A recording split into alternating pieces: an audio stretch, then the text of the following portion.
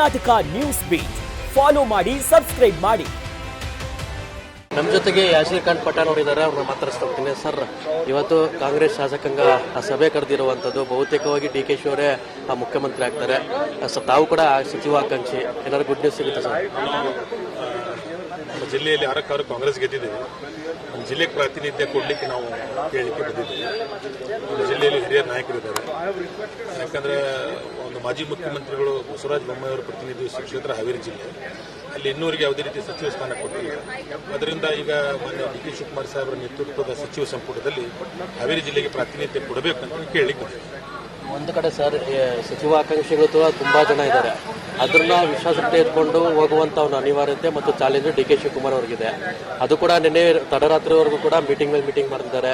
ಒಂದಷ್ಟು ಎಲ್ಲರೂ ಕೂಡ ವಿಶ್ವಾಸಕ್ಕೆ ತೆಗೆದುಕೊಂಡು ಹೋಗುವಂತ ಒಂದು ಚಾಲೆಂಜ್ ಇದೆ. ಅದು ಹೇಗೆ ಸರ್, ಹೇಗೆ ನಿಭಾಯಿಸ್ತಾರೆ? ತುಂಬಾ ಅನುಭವ ಇರುವಂತ ಒಬ್ಬ ವ್ಯಕ್ತಿ, 40 ವರ್ಷ ಸುದೀರ್ಘ ರಾಜಕೀಯ ಅನುಭವ ಐತಿ. ಬರೀ ಶಾಸಕರಾಗಿ ಅವರು ಕೆಲಸ ಮಾಡಿದ್ದಾರೆ. ಅವ್ರಿಗೇನು ಬಹಳ ಕಷ್ಟ ಆಗೋದಿಲ್ಲ ಇದು. ಅವ್ರ ಜೊತೆಗೆ ನಮ್ಮ ನೆಚ್ಚಿನ ಮಾಜಿ ಮುಖ್ಯಮಂತ್ರಿಗಳಾದ ಸನ್ಮಾನ್ಯ ಸಿದ್ದರಾಮಯ್ಯ ಸಾಹೇಬರು ಮತ್ತು ನಮ್ಮ ಹೈಕಮಾಂಡ್ ಇದೆ. ಎಲ್ಲರೂ ಕೂಡಿ ಆದಷ್ಟು ಬೇಗ ಇದನ್ನು ಸಚಿವ ಸಂಪುಟವನ್ನು ಕೂಡ ಬಹಳ ಆರಾಮಾಗಿ ಮಾಡ್ತಾರೆ. ಯಾಕಂತ ಹೇಳಿದ್ರೆ ಬಹಳ ಅನುಭವ ಇರುವಂಥ ಜನ ಇವತ್ತು ಡಿ ಕೆ ಶಿವಕುಮಾರ್ ಅವರು, ಸಿದ್ದರಾಮಯ್ಯ ಅವರು ಅವರ ನೇತೃತ್ವದಲ್ಲಿ ಸಚಿವ ಸಂಪುಟ ಯಾವುದೇ ಭಿನ್ನಾಭಿಪ್ರಾಯ ಇಲ್ಲದಂಗೆ ಮಾಡಿ ಆದಷ್ಟು ಬೇಗ ನಮ್ಮ ಸರ್ಕಾರ ಮತ್ತೆ ಕಾರ್ಯಪ್ರವೃತ್ತಿ ಬರ್ತದೆ. ಈ ಅಲ್ಪಸಂಖ್ಯಾತ ಕೋಟದಲ್ಲಿ ಸರ್, ಯುಟಿ ಖಾದರ್ ಸಾಹೇಬರು ಮತ್ತೆ ಜಮೀರ್ ಸಾಹೇಬ್ರ ನಡುವೆ ಪೈಪೋಟಿ ಇದೆ. ಅದರ ನಡುವೆ ಸರ್ಪ್ರೈಸಿಂಗ್ ಎಲಿಮೆಂಟ್ ಆಗಿ ಏನಾದರೂ ಬೇರೆಯವರು ಯಾರು ಅವಕಾಶ ಸಿಗುತ್ತಾ? ಅಲ್ಪಸಂಖ್ಯಾತರಲ್ಲಿ ನಾವು 10 ಜನ ಶಾಸಕರಿದ್ದೀವಿ. 10 ಜನರಲ್ಲಿ 4 ಜನರಿಗೆ ಮಂತ್ರಿ ಮಾಡೋಕ್ಕೆ ಹೇಳಿದ್ದೀವಿ.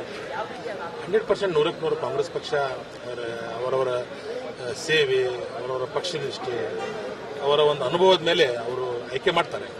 100% ಯಾವುದೇ ರೀತಿಯ ಯಾವ ಪ್ರಾಬ್ಲಮ್ ಇರಲಾರ್ದಂಗೆ ಇಷ್ಟು ಚೆನ್ನಾಗಿ ನಮ್ಮದು ಅಧಿಕಾರ, ದೇಶದ ಇತಿಹಾಸದಲ್ಲಿ ಯಾವುದೇ ಪಕ್ಷದಲ್ಲಿ ಇಂಥ ಅಧಿಕಾರ ಹಸ್ತಾಂತರ ಆಗಿಲ್ಲ. ಇಂಥ ಒಳ್ಳೆಯ ಅಧಿಕಾರ ಹಸ್ತಾಂತರ ನಮ್ಮ ಹಿರಿಯರು ಮಾಡಿದ್ದಾರೆ. ಅಂದರೆ ಸಚಿವ ಸಂಪುಟ ರಚನೆ ಮಾಡಿದ ಅದೇನು ದೊಡ್ಡ ಕೆಲಸ ಅಲ್ಲ, ಆರಾಮಾಗಿ ಮಾಡ್ತಾರೆ. ಒಂದು ಕಡೆ ಕೆಪಿಸಿಸಿ ಅಧ್ಯಕ್ಷ ಸ್ಥಾನ ಗೊಂದಲ ಇದೆ, ಸಚಿವ ಸ್ಥಾನ ಕೂಡ ತುಂಬುವಂಥ ಒಂದು ಚಾಲೆಂಜ್ ಇದೆ. ಇದ್ರ ನಡುವೆ ಸ್ಪೀಕರ್ ಯಾರಾಗ್ತಾರೆ ಅನ್ನುವಂಥ ಒಂದು ಪ್ರಶ್ನೆ ಕೂಡ ಇದೆ. ಎಲ್ಲವೂ ಕೂಡ ಗೊಂದಲ ಇತ್ಯರ್ಥ ಆಗುತ್ತೆ ಸರ್? ನೋಡ್ರಿ, ಮಾಧ್ಯಮದಲ್ಲಿ ತೋರಿಸ್ತಾ ಇರೋದೊಂದು ದೊಡ್ಡ ಗೊಂದಲನೇ ಬಗೆಹರಿದ್ಬಿಟ್ಟಿದೆ. ಈ ಸಣ್ಣ ಪುಟ್ಟ ಗೊಂದಲ ಏನಿದಾವಲ್ಲ, ಆದಷ್ಟು ಬೇಗ ನೀವು ಇನ್ನೊಂದು 48 ತಾಸಿನಲ್ಲಿ ಎಲ್ಲನೂ ಬಗೆಹರಿದೆ. ಎಲ್ಲ ಡಿಸೈಡ್ ಆಗಿದೆ, ಅನೌನ್ಸ್ ಆಗೋದಷ್ಟೇ. ಪದಗ್ರಹಣ ಕಾರ್ಯಕ್ರಮ ಏನಾದ್ರು ಮಾಹಿತಿ ಇದೆ ಸರ್? ಯಾವಾಗ ಡೇಟ್ ಡಿಸೈಡ್ ಆಗಿಲ್ಲ. ಇವತ್ತು CLP ಸಭೆ ಮುಗಿದ ಮೇಲೆ ಡಿಸೈಡ್ ಆಗಿದೆ. ಈಗಿಷ್ಟು ಏನೋ ಯಾಸೀರ್ ಖಾನ್ ಪಠಾಣ್ ಅವರು ಒಂದು ಮಾತಾಗಿತ್ತು. ಕ್ಯಾಮ್ರಾ ಪರ್ಸನ್ ಪವನ್ ಜೊತೆ Abhishek, Karnataka news, Bengaluru. Karnataka news beat follow ಮಾಡಿ, ಸಬ್ಸ್ಕ್ರೈಬ್ ಮಾಡಿ.